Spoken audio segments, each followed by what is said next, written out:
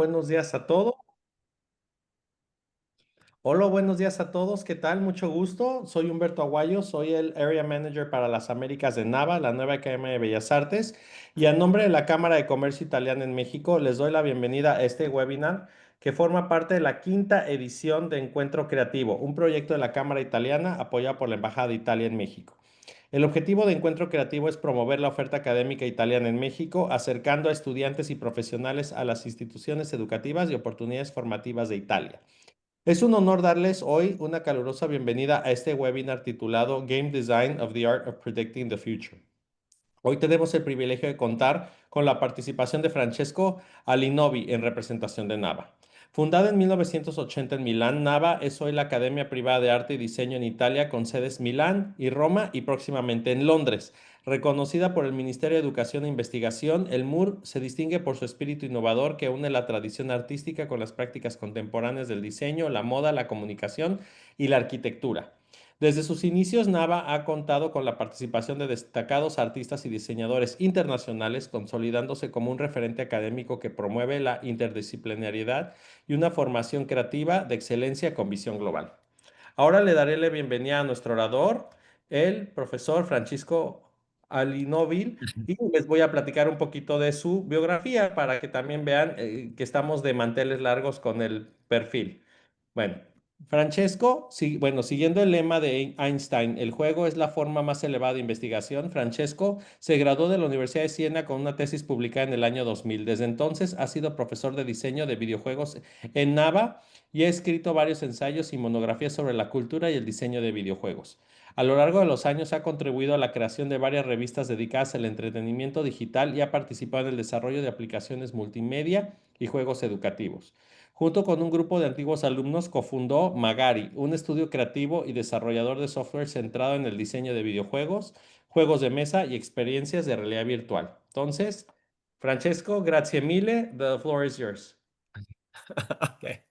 Thank you so much for being here. I will speak in English because I can understand Spanish, but it's impossible for me to talk fluently. So I would ask to Italian, but would mean nothing. So I introduce myself and what I'm here to talk about in English.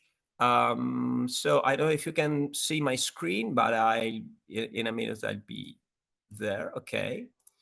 Here we are. Yes, we see your screen. Okay, super. So, as Umberto said, I'm a game designer. Fundamentally, this is what I love to say when people ask me what I do for a job is to create games and learning experience based on gaming, because I think that playing a game is one of the best form of learning. So this is why I'm still creating games, even if I'm way much older than the people that play my games. But today it's a much more general speaking. It's not about designing games. It's about designing itself. It's about design thinking. That is the way that we make things happen at NABA and the way that we hope students will learn from us in creating their own project. So this is a very broad definition of design. That is what I think design is mostly. Is not connecting producing something particular, but is the process, okay, that helps people solve problems in a more efficient way by improving their decision making. So when we think about every object or every situation that is connected to design, we have to think about something that makes making a decision easier, faster, and better, because it provides us, what we really need to have something that is meaningful for us.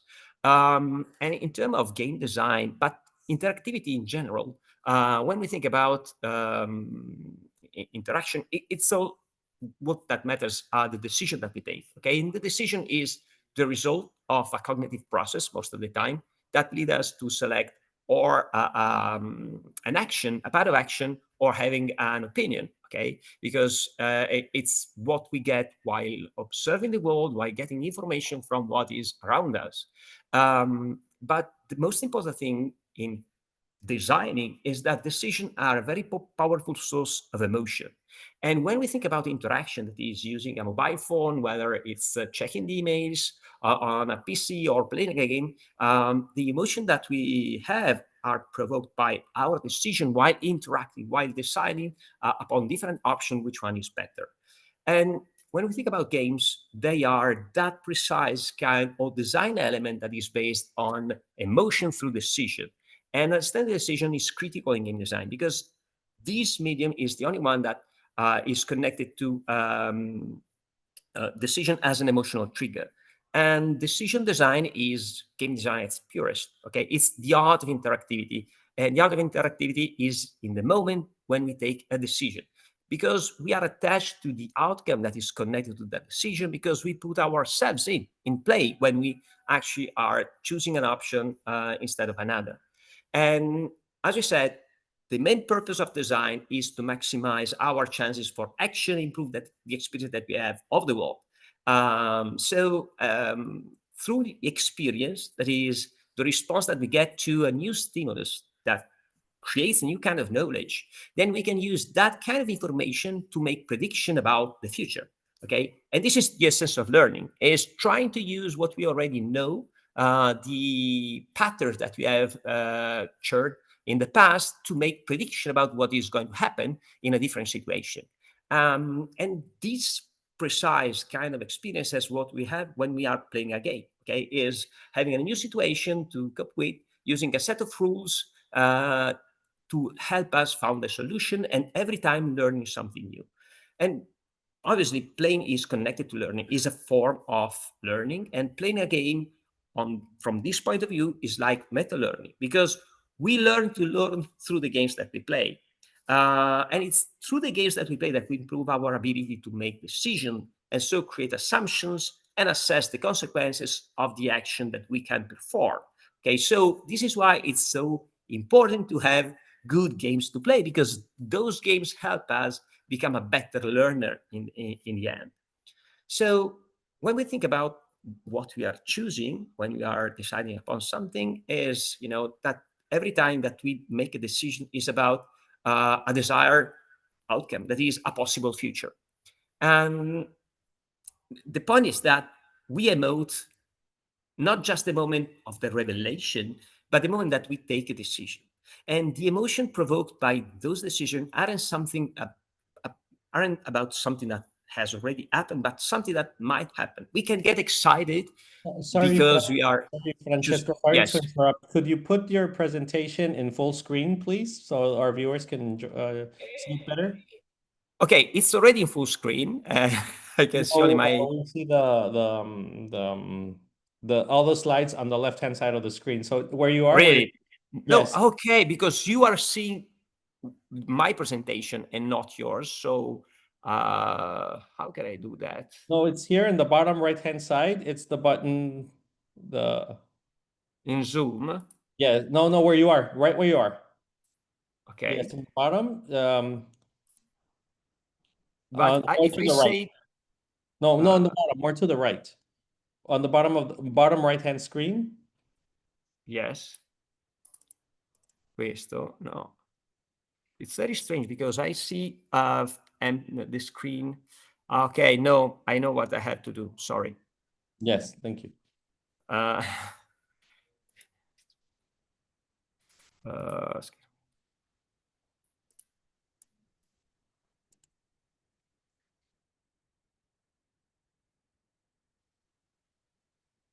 There we go. Perfect. Thank you, Francesco. No, we don't hear you, but you're good. The presentation is good. Thank you.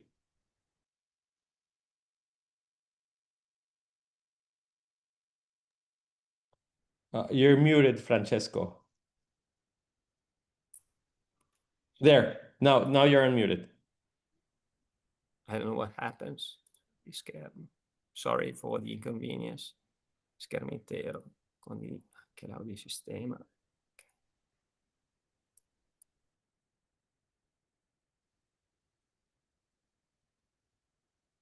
There we go. There. No, but we don't hear you again. No.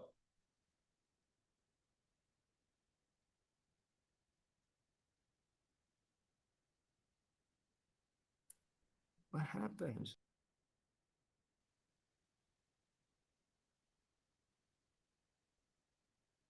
I mean, when we see it, you're muted. So I don't know.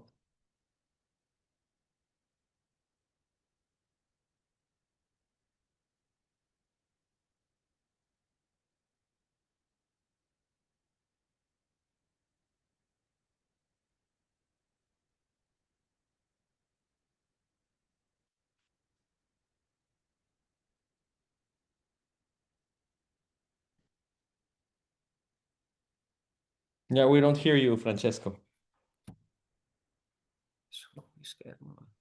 Now you can hear me.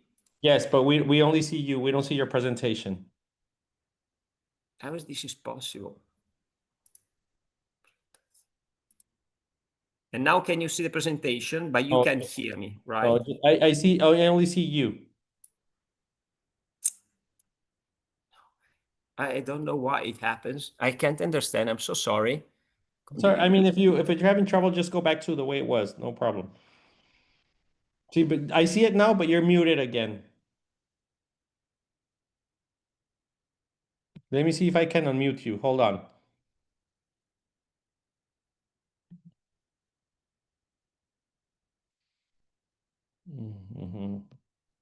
Hold on.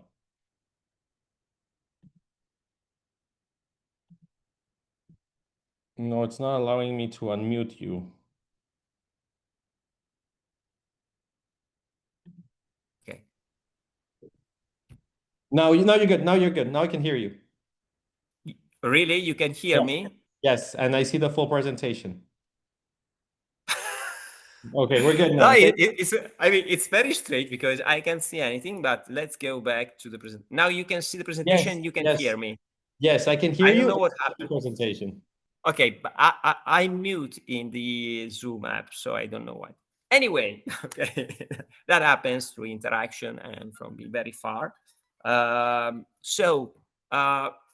As we were saying, we emote not about what has already happened, but when something might happen. Okay, and we need to sense that chance of something happening. Um, in order to this for this to happen, it's mandatory predictability. Because in order to feel a possible future, we must sense understand it. So when we want a decision to be really meaningful for the user, the outcome of that decision must neither be unknowable or inevitable. They must be partially predictable. This is why if we don't have any chance to predict the future, it's impossible to plan and make a decision because everything will happen anyway. At the same time, if something is totally predictable, then there is no meaningful decision because the future is already stated and it's not interesting. So being able to predict the future means being able to make a representation of it, using the previous mental models that we already have in order to guess what might happen in response to a given action. And that means that if we want to create a system that is exciting through prediction, that system must exhibit some properties, like it should be consistent, so behave the same way in every situation, and at the same time, it should be understandable. So it should be simple enough that anyone can understand it. Think about Lego system, for example. Okay, they have joints that match perfectly, perpendicularly, and there are, a limited ways of to interact with them. But you can use Lego for small children with those for adults at the same time, and they connect together and blend together. They are a system, not just a toy, because of that chance. So it means that we can build using instruction, but at the same time, since they are so well structured, we can create whatever we want. So when we think about decision and what we think is define them is the information that we have while making them. So if too little information make decision confusing and random, too much information, as we have seen, raises them entirely because there's nothing to decide. Okay, and this is connected to how information is structured inside the system. That has a large influence on how we come to our final choices. Games usually have three main way to display information. The first one is open structure, like in chess, in which you know every element of the system. And that allows, for example, for more calculation-based strategy because you have access to all the information that are relevant for the system every single moment. Other games, on the other hand, I don't know if you ever played Mastermind, are based on guessing. So it's about knowing nothing, having just a few rules to apply in order to decide how to behave in order to find the solution for the system. The point with those kind of situation is that you can guess, bluff, and use luck as a way in order to interact, not just your skill.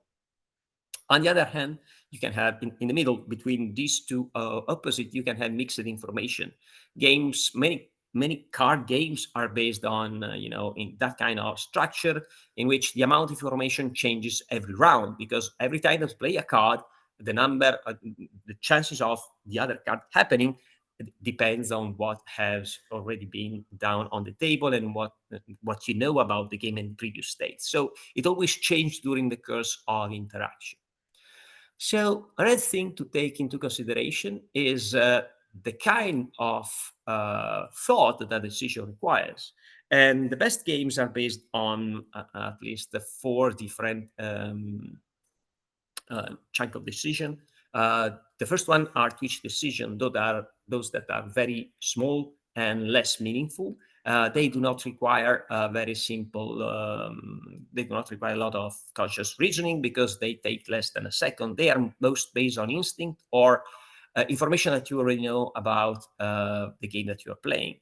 Then you have tactical decision that require 1 to 5 seconds of thought, and they obviously engage your conscious mind because they depend on the memory of the game that you have. For example, it depends on if you use one item before or earlier, or a tactic that you want to use against one kind of enemy, or to collect a resource, or to spend a resource in some ways. And you know that because there are some kind of trade-off. So this is why you are always thinking, because you are going to lose something in exchange for what you already have. Then you have strategic decision.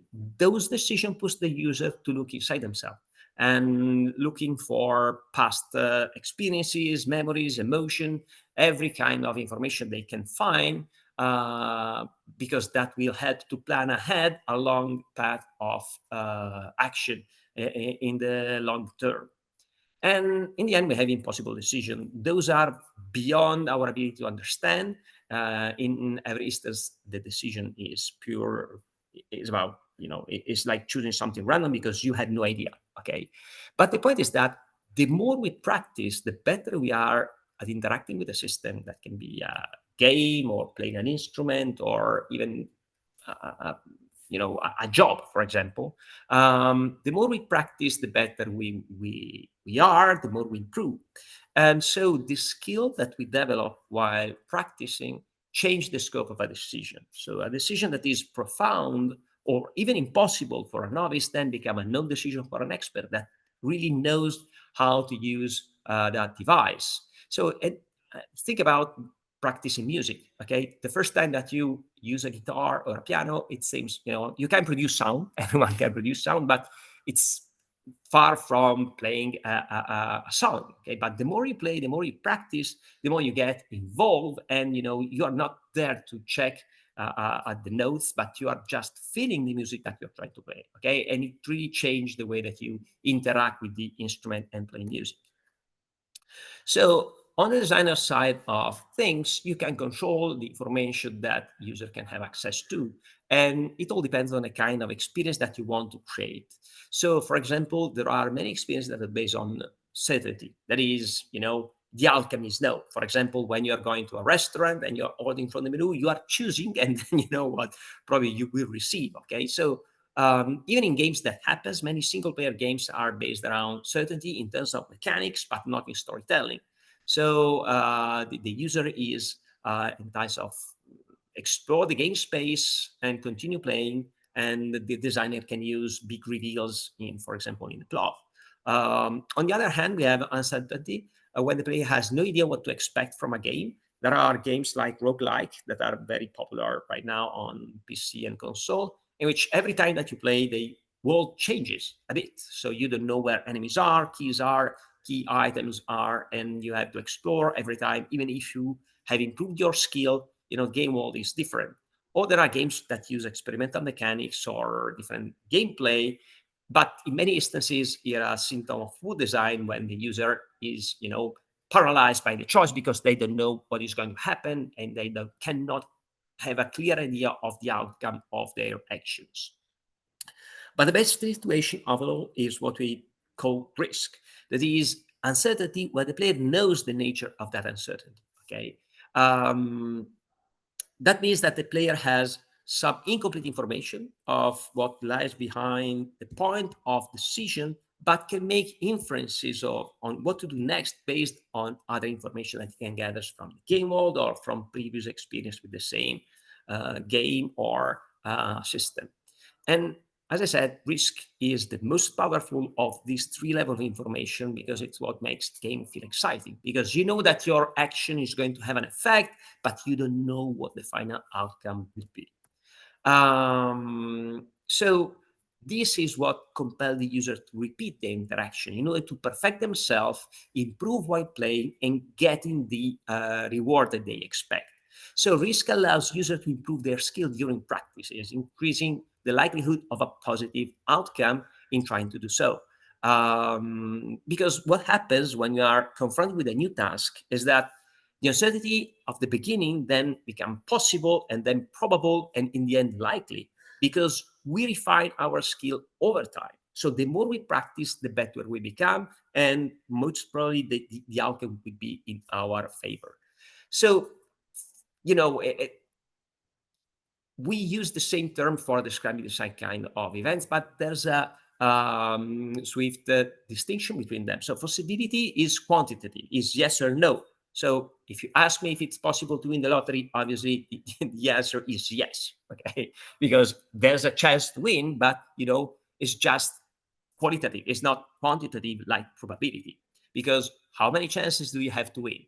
If there are just 2 tickets and you own one, it's 50%. But if there are 5 million tickets, it's 1 out of 5 million. So probability is very low.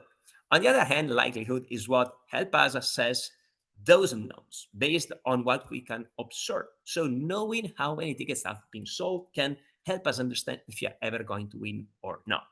So if possibility is linked to hope, probability is about calculation, and likelihood is help us to make sense of the present. Because one thing that we have to say about probability is that, as David Spiegelhalter wrote, in our everyday world, probability does not exist. Okay, but obviously is always useful to act as if it does, because it helps us to make a clear understanding of the world around us that is so complex. Okay, so we can consider probability as a measure of the trust that we attribute to a certain event based on the initial information that we have. So this is true for random events like the weather, okay, where there is no chance of really knowing how a given event will take place until it's over. So this is why they are still called forecasts, okay, because we have some ideas. There are these huge mass of air that's moving on the sky, but okay, there are chances of rain, but you're not sure unless you feel the rain coming over you. So there are very few and well-controlled instances in which you calculate probabilities very clearly. And many of those instances are games. This is why we really love to play games, because that put to use our probability system. But in any other situation that when we try to express our personal collective uncertainty, it's all about our own knowledge and judgment. And it's very difficult to understand probability because it's something that we invented. So, it's very difficult. It helps us, but at the same time, is not the most useful instrument to make prediction about the future.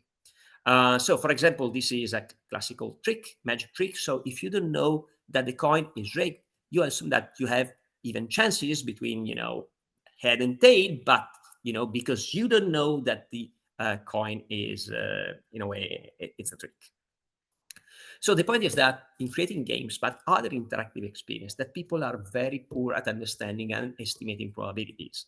And it's one of the most famous cognitive bias that a game designer should study in order to create game that seems fair, even if they are not, because they are in favor of the player. Because pure probability is like mathematics, is often seen as unfair. So if you have 33% chances of getting a prize in doing something, and if you don't get that prize at the fourth attempt, then you start to think that the game is broken or rigged against you. But that's not true, because the probability of getting a win with a 33% chance of success within 3 trials is about 70%, okay? And even if you try 10 times, you still have 2% chances of not winning anything. So what happens in designing a game is that to solve that problem, game designer most of the time use what is known as changing probabilities. It's like, drawing cards from a deck, and obviously the chances increase every time that you pick a card and discard that because it's not the card that you want. At the first time is 1 out of 52 if you think about poker cards. But the more you draw cards, the more probabilities increase because it lowers the number of different options to choose from. So another bias to take into consideration is that even unlikely events usually happen. Okay, so this is what is known as the lottery logic. So with enough people playing, someone is going to win. But the chance that is that precise player that is winning is very tiny. That is the problem, okay? As I said, if we buy a ticket for the lottery, someone will win because the ticket will be, in a way, find out at some point. But it's very difficult to guess who is going to win. Okay, even if you buy 50 tickets, probably it's not enough if there are 5 million. And many online games work that way. Okay, they lure you into with epic stuff that you can win. And obviously, since there are so many people playing, chances of getting that rare item the first day are high, but for one player, not for all of them. Okay, so that is the likely occurrence of unlikely events. The point is, all that information is connected to how our brain processes what we can gather from reality. So the point is that our brain responds promptly to the expectation of a win, but not to the increase or decrease of the chance of getting it.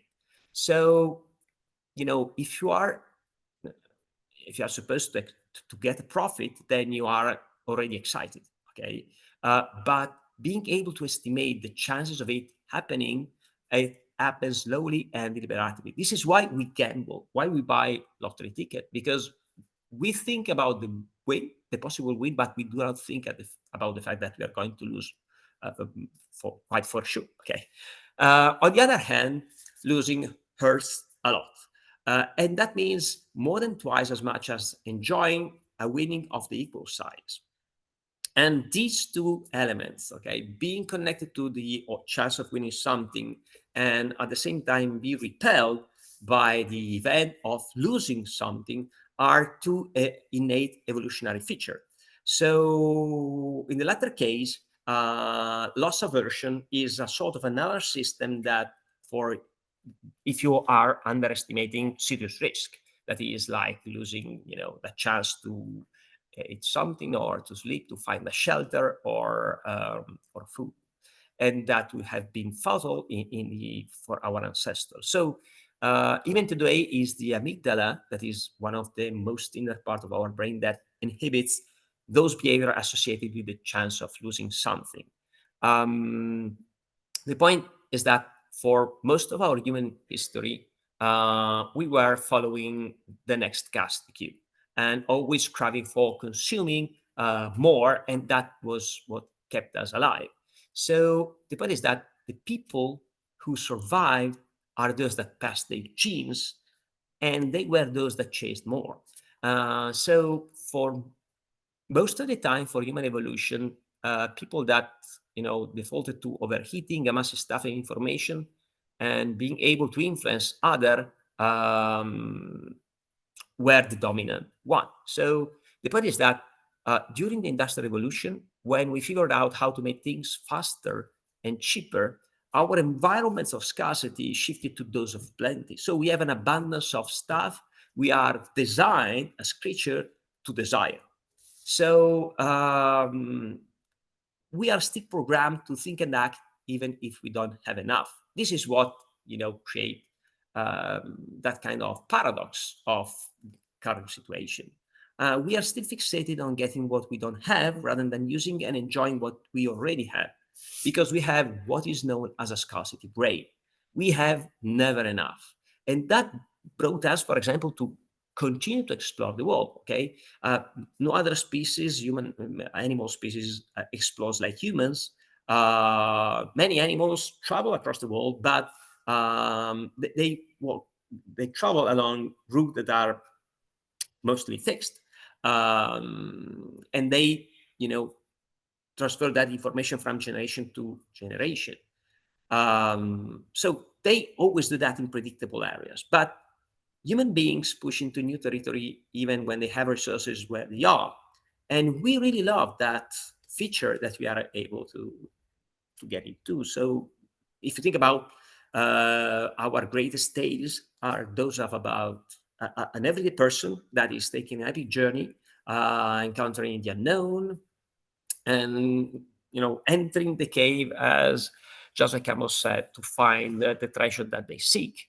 And we call that the hero's journey, and it's typical of every form of narrative. It's about leaving what you already have, searching for something that you don't have, that is new knowledge, okay, or something different that you think would change you.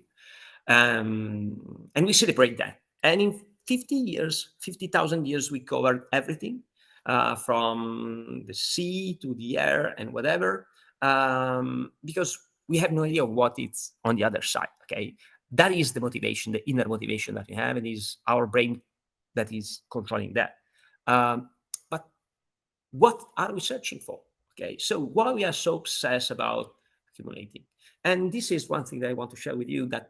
That's not me. It was written on the door of the gym where I used to do yoga 10 years ago. And it's very easy to understand, but it's something that we most of the time forget, but it's what many stories are all about. Okay, that the great secret of happiness is not having what you want, but wanting what you have. But in order to enjoy that, you have to travel. Okay, you have to move, you have to desire, and then be able to recognize that what you have left is what you really craved. Okay, that is crazy because it is going full circle, but the hero's journey is that kind of that idea, okay, that we need to search in order to get back and enjoy what we already have. So as Michael Easter described that, we can describe that loop as a scarcity loop, okay, that starts with an opportunity, is connected to unpredictable rewards and with quick repeatability. So the opportunity is getting something that might increase our chances of well-being, okay? But this opportunity comes with a risk, okay? When we don't know if we can get something valuable, then we get more excited. The more an event could lead to a clear reward or loss, the more we enter like a trance-like state, and we are fixated on the outcome and just want that. When you think about action in everyday life, the rewards, first of all, are predictable. But if we know we receive a reward, but we are not sure when, then we get sucked in. Because as we have already seen, our brains hone in on unpredictability, on uncertainty, or, as we said, risk. That means knowing that we are going to get something, but not what and not when. So, and what happens with the technology that we are using in many games is that, everyday behaviors have a clear beginning and an end, and we are not repeating them immediately. On the other hand, scarcity loops are different because they are immediately repeatable. We see a chance, we receive a reward sometimes, not all the times, and then we repeat it all over again, as much as we like. Obviously, the quicker, the better. And we feel positive just because of that. So unpredictability makes us obsessive and far more likely to quickly repeat the behavior, because the chance of receiving something excites us and excite the opposite of the amygdala, that is the dopamine system that get excited when we are on the verge of receiving something as a reward. Dopamine peaks when we don't know if we get the reward. Okay, we do a thing. We're not sure when the reward is coming or if you're going to be rewarded. And this let us brain produce dopamine. So that makes us really, really want that rewarding thing. And we are likely to keep repeating and try again for the reward. And this has developed in order to keep us alive in a world of scarcity, okay? Because it compels us to persist in the face of certainty and repeat it all over again. Whoever decides to quit was supposed to die or get lost from the group. So our scarcity brain defaults to more and rarely consider less. But when we consider less, we always think it sucks. And this is why design is, such an important thing to study and to get into, because most of the time design is about subtraction. It's about removing stuff instead of adding. Okay, it's about making it more efficient, because more option means more time to decide.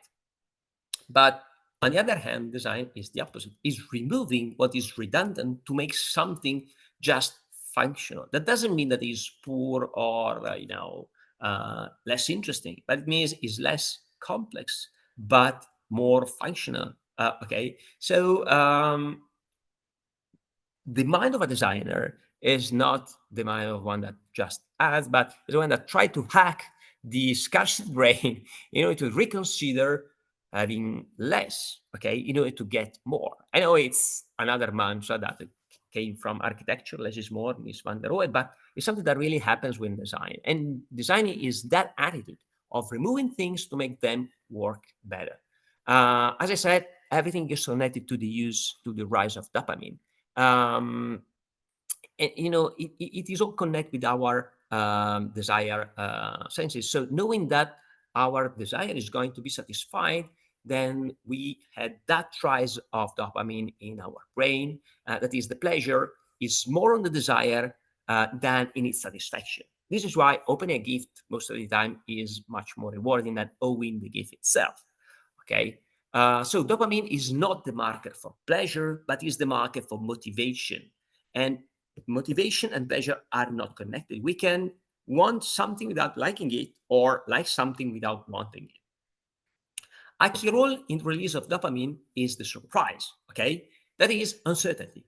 The more uncertain is the present of the reward, okay? When we have odd chances, when we have even chance of probability that is 50%, then the more increased will be the release of dopamine.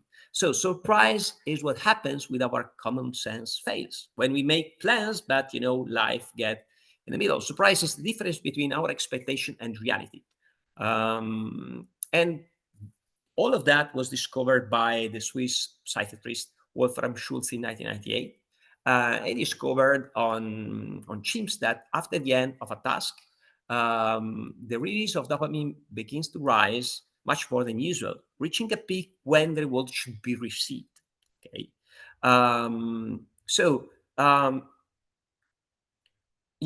what makes the release of dopamine higher is when the reward has just chances of happening, but not the most. It was not going to happen anyway. Okay, because a reward that is totally predictable is less sensitive than something that is uncertain. On the other hand, we can say that punishment that has only a reasonable chance to happen is more stressful than the one that we can predict. Okay, so we have seen that uncertainty is anxiety-inducing. That is a positive at some point, but then it becomes an element of stress. So humans say uncertainty is so much that we'd rather experience punishment, for example. Okay, we love uncertainty when it's connected to reward, but we don't like uncertainty when it's connected to punishment. So knowing we are going to get punished is less stressful than not knowing that. And there are many experiments that goes that way. Okay, so when you know that you're going to receive some kind of punishment, then you assess it and it's okay. But if you don't know, then it's really stressful. So as we have seen, predictability makes stressor less stressing because through a sense of proper control and having the chance to understand how the future would shape, then we can look at the stressor in a more optimistic way. We have seen at the same time that loss of control and lack of predictive information are linked in creating stress, making the decision more painful. But at the same time, uncertainty fuels the release of dopamine and a sense of anticipatory pleasure. How is it possible that these two sensations exist together at the same time? Okay, and here is where design enters the equation, because the key lies in the context and duration of the experience. So the present lack of control is a matter of transitions. That is, is something that is designed for it. It's not happening in real life. So we love stressful decision in context that we have control on. That is games, for example. But they are more difficult than the ordinary task, but they do not punish us for losing. Okay. So, and this is why, at the same time, the roller coaster ride lasts 3 minutes and not 3 days. So, we as human beings really love our life to be easier. This is why we design things, okay? And we like to find ways to become more efficient. And many times this is about removing stuff that really is noise in what we do. We like to find ways to keep from doing something over and over and over again. And at the same time, we dislike tedium, but we crave predictability, okay? The point is that since we don't like tedium, we allow unpredictability, but in our lives, but only inside the edges of predictable boxes like games, movies, books, and so on. So this is the role of entertainment: is creating unpredictability boxes in our predictable life. Okay, unpredictability means new pattern to learn. So this is why it's fun, because there's always an element of surprise connected to it. But we know that that surprise is a kind of a reward that can be less or more intense, but it's made for our enjoyment anyway, not for punishing us. And this is why we like it, for enjoyment and for learning. But as I said, if the stakes are too high, we don't want that uncertainty anymore. We want control and all that. So that's what games are for in the first place, to package up the unpredictable and the learning experience to a space and time when there is no risk at all. So, and this brings me to an end. I know it was intense. I just seen a screen, so I don't know how many of you were there, but I hope you enjoy what I try to give you in this short lecture. And what we learned today is that we make decision based on information that we have, and depending on the information, the decision can be different, can be twitch or strategic or tactical. Meaningful decisions are those that are about partially predictable outcome. So we know that we are going to get something, or we can in some way control the system after our decision, but we don't know what the reward will be or when we are going to get the reward. And predictability is connected to probability. And we have seen that probability does not exist, but it helps us to better understand the information that we have and make prediction about the future. So, and we have seen that probability is connected to uncertainty. And this can be fun or stressing. It all depends on the context. If something is designed for uncertainty and risk, then we enjoy it. But we don't like to have that risk in our everyday life. So we love unpredictable boxes designed with a clear goal to entertain us. So this is what I'm doing all the time, is creating unpredictable boxes for people to enjoy. And that's all. If you have questions, I'm here. If I still have time, I can show you games and experiences that are about, my work. But that's it for now. I don't know if you can still hear me, but Umberto didn't say Yes, anything. yes, no, we So I can. continue. Oh, But no, I'm still seeing myself muted on Zoom, so I don't know what I happened don't know what's actually. happening. No, but we hear you. Thank you, Francesco. It was an incredible presentation. So I'm gonna go right into the questions. As you know, everyone, we have a special chat box where you can send all your questions, and Francesco will be glad to reply them. So I'm gonna get started. So the first one is, okay, from Andy. Hi, Francesco. Thank you so much for your presentation. It has given me so many interesting ideas about decision making and design in real life. My two questions are, what was a risk you took either in your life or professionally that was terrifying, but you went through it? And what lesson did you learn, either if it worked out or not? Um, the most difficult thing that happened to me is managing wins. I know it can sound strange, but it's way much more easier working with you have no money, okay, and plenty of time, rather than making decision when you have to manage more money than usual and get to the best design possible. Okay, as I said, many decisions are better taken when you have less rather than more. So knowing your resources, knowing the time that you have and your personal effort and what you can put on what you do is many way better than that. And every time that I had more, I risked too much. And it always went not the way that I predicted. So this is what happened. And as a professional, the thing that I've learned is that the more you play that game, the better you become at avoiding huge losses. Okay, that's the practical side of it as a designer. Thank you. And the second part of the question is about predicting the future. How do you study the past and understand what things will come back in the future? And how do you see that to be innovative if nobody else knows that before you? That's a conundrum, actually. So, I mean, what do you think about that? So, it's very difficult because it's very personal. It all depends on what you have learned from past decision. Okay, and you always have to confront to what you desire. So, it's very difficult to make prediction about the future. And the point is that we are always talking about people that made that.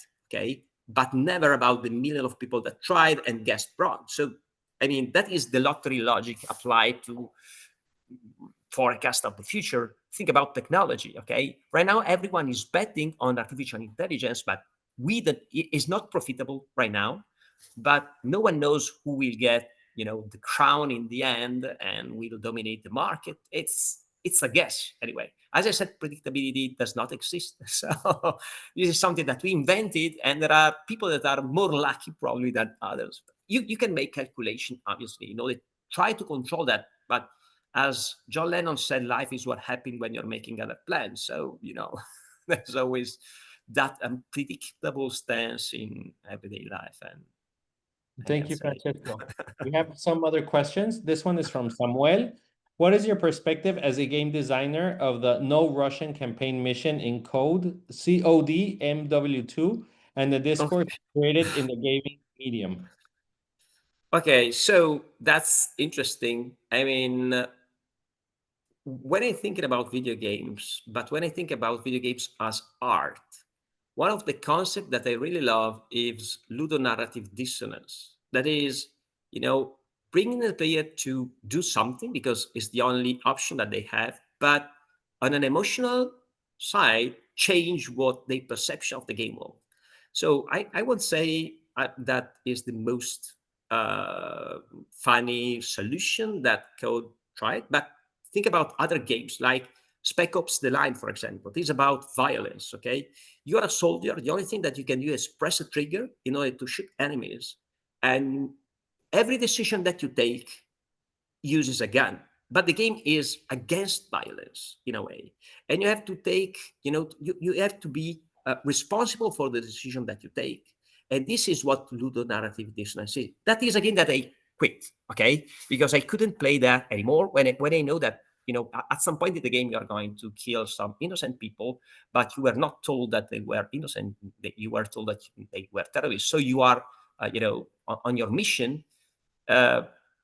But then that game made me think about the responsibility that I have, even as a player. So I decided to quit the game because I was against the vision of the world. So I mean, games are made for entertainment and they are based on rules. And to win the game, you have to follow the rules. But if the rules trick you to do something that you don't want to do in an artful way, they can be of greater impact. I wouldn't say that the Russian thing in Code is at the same level. It's not art, okay, in a way.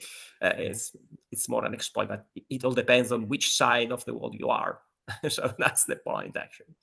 Okay, thank you. We have several other questions. The next one is from Zaira. Just a second. No, sorry, all these questions are at the same time. From Paola. Hi, Francesco. Based on your experience, which project have you enjoyed the most? I would say not my project. Those from other people that came to me and asked for help and suggestion, and I helped them with my own vision because the risk was on them. Okay, no, I mean I'm joking about that, but many times when you are doing something that you really love, you are too attached to it to look at it with open eyes. Okay, you're always too much considering your time, your effort, and what you would in it, and you think you are going to risk, but not too much, and other people are not involved the same way. But when you're getting engaged with the idea from someone else, I think that is the best moment because you know that you can create something new, you can add to the game that is way much more easier than working on your own stuff. And so this is why I'm trying to always get on projects from others rather than working on my own ideas, because they are more engaging and fun. But if you ask me about games, I'm telling you that creating board games is way more funny than creating video games, and less stressful, and you have more people to talk to because they require living people in front of you to play test them. Is way much more fun and faster to produce, and that's definitely the best thing that happened to me. Perfect. Thank you. Now, the next question is from Zaira. In design, failure is usually part of the experience. How was it failure Yeah. shaped? How has failure shaped your own creative philosophy? I'm still failing every day, so that's the point.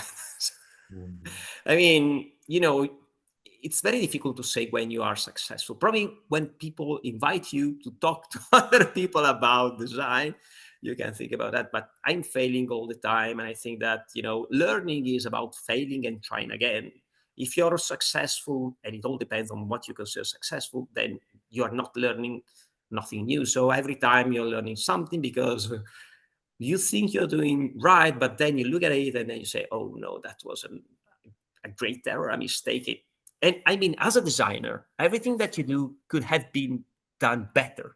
But, because you're a creative and you can never be, content on what you have created, not happy, but satisfied depending on the effort that you put on that. So that is what really matters. But I mean, every new thing that I make is a great success, but in retrospective is a failure, and the new project is always better than the last one, because I've learned something by making mistakes and getting to the end anyway. Thank you. Now, Jimena is asking, as a graphic designer, I'm interested in how visual identity shapes player experience. How do you see graphic design influencing the future of game design?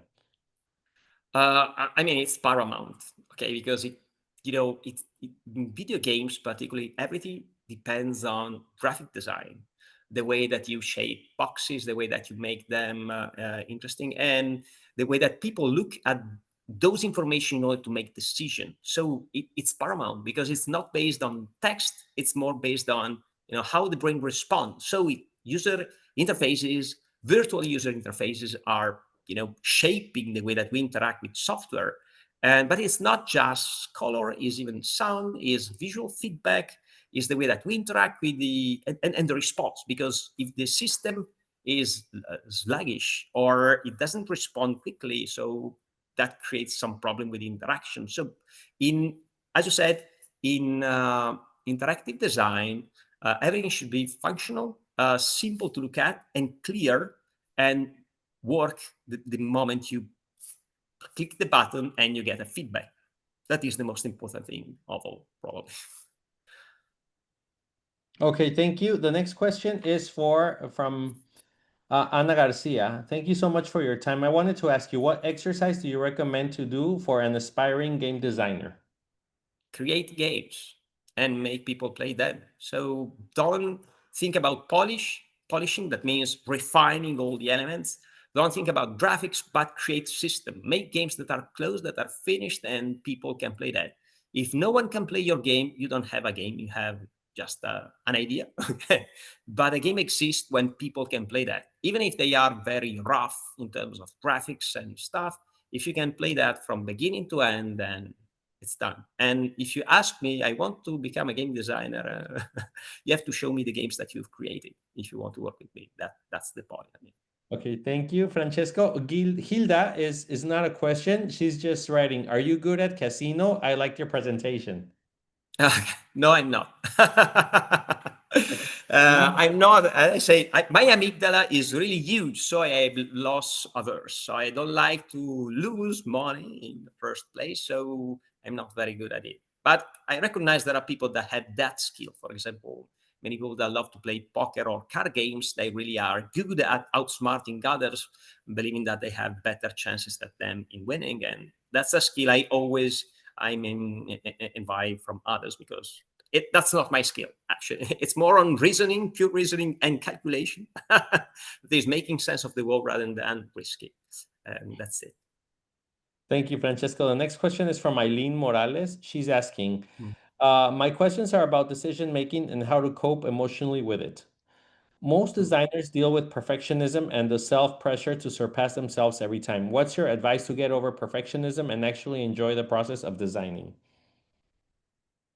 Okay, so I like to be a perfectionist, but I would say that that is not paying out. Okay, so the problem is that if you spend too much time in refining something, then or you are too late when you present something, or anyway, there is an element that will that you're going to miss anyway, because focusing too much, it's not always the healthier way to do something. But at the same time, you don't have to rush everything. Okay, you always have to plan ahead the time that you want to delve in that project. Okay, plan it ahead and use the best effort that you have, but then let it go at some point.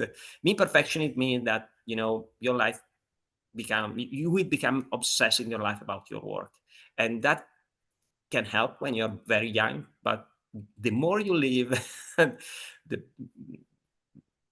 the more you know that it's not what really makes your life worthwhile. So it's more about doing things the best possible way, but that doesn't mean being perfectionist. That doesn't mean that you need to focus like an obsessed on refining some elements, because probably, and that's what happened to me, most of the people would never notice that. So it's an effort put in doing something that is not useful to anyone except for your ego, and it lasts very very little once you're done.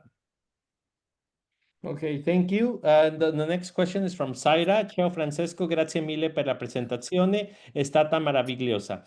La mia domanda è, as game worlds become more immersive and realistic, what ethical Mm. responsibilities should designers have towards the mental and emotional well-being of players? Do you ever have a moral responsibility for the ideas or emotions that can influence the next generation?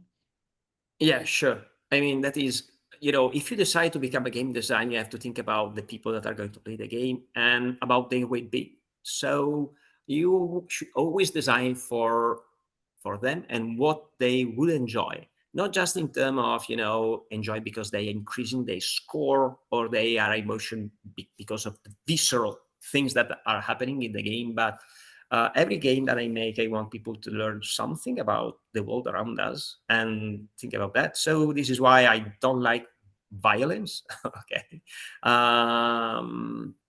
I most of the time prefer games in which you build with others. That doesn't mean that all the games should be avoid conflict. Okay, it's more about learning by doing stuff, something that is meaningful even for your real life.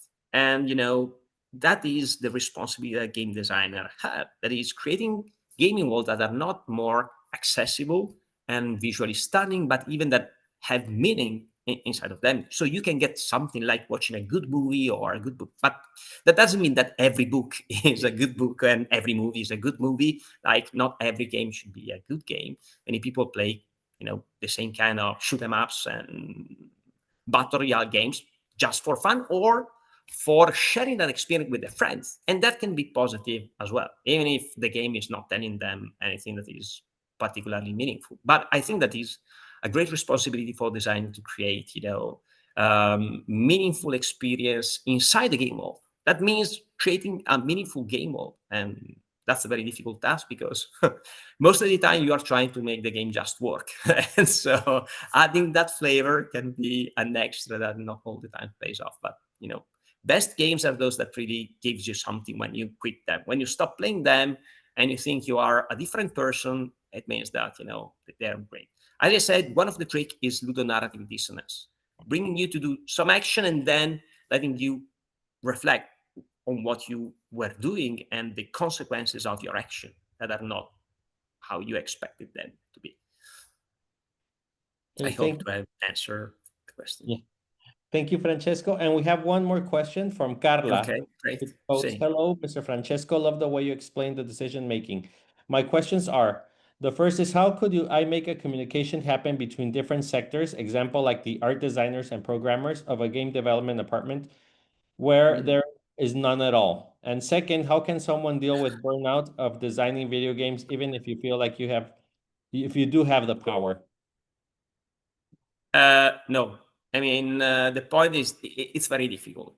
It's very difficult because artists and programmers have a different mindset. So my task is always to decide. Okay, I mean, I'm lucky enough because since I'm the director of the studio, my decision is the last decision. But it's very difficult to make the art department and programming department connect together, have the same idea, because programmers start with limitation and artists want, to increase the power and everything else. And burning out is, I wouldn't say it's typical of design, but it's typical of video games. Okay, they are very difficult to make. People most of the time underestimate that. They start with the chance that they have to use a software and what the software will let them to do. But overscoping, as it's called, is the first one serial killer of video games project. Okay, myself as an example, I had so many prototypes on my desk that will never see the day of light, because they are impossible to finish because they were too much for me or for my team to complete. But we started them. We put money and a lot of effort in trying to produce them, and they've been a failure because we underestimate the time and the skill and everything that was required to create them, because they're a piece of software. So first of all, they need to be coded. Then they should work, they should be fun, and they should be visually appealing. But if there's too much, okay, together, it's very difficult to bring them to an end. And the most, difficult part is not the beginning of a journey when you are developing a game, it's the end. It's the last 10%, okay? And every time you say, no, okay, I had enough. But you spent 3 years working on it. Yes, but I couldn't spend a week more. So I'm done. That's finished. Okay, I can't have back my time. And that's it. Otherwise, you can decide to burn out. But it all depends if it really matters to you and to your team, because you should be respectful for the people that are working with you. And it should be a common decision. It's not always easy. So, I mean, that's dependent on you, but it's quite inevitable to get to compromise. But design is compromise. Okay, it's about finding the right compromise that everyone loves instead of just being you deciding for all the rest of the team. All right. Thank you, Francesco. Those were all the You're questions welcome. we received. Incredible, good questions and good answers. So just to thank you so much for your time. I know it's a bit late for you already, but we were really happy to have you here on this side of the world and share this incredible knowledge and experience with Mexicans. And we know sometimes we have people from other countries joining as well. So it was a great space to hear you. And just to close this incredible session, I would like to say gracias a todos por esta interesante sesión. Esperamos que resulte provechosa para acercar a los estudiantes mexicanos y al público en general a los nuevos conceptos. A nombre de la Cámara de Comercio Italiana en México, me gustaría expresar mi gratitud por la presencia de esta sesión. También extiendo mi agradecimiento a todas las marcas que forman parte de Encuentro Creativo, entre ellas Elisor, Luxótica, Lavazza, Fiat, entre otras. Grazie, Francesco. It was an incredible session. Thank you so much. It was a pleasure to be here with you.